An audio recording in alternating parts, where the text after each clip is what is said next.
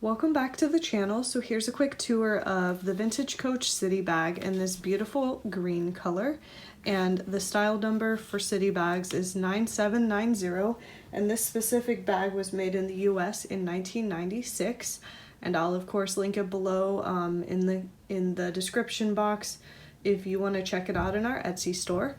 But I'll go ahead and give you a 360 of the view of the bag now. So here's what the side looks like. Here's the other side, and then here's the back, and it's got a deep slip pocket back here, which could hold a phone, maybe your keys, or whatever you like. And then here's what the back looks like. And I'll go ahead and open the bag now. So here's what the inside of the bag looks like. It does have a zip pocket right here, and of course the Creed is in there.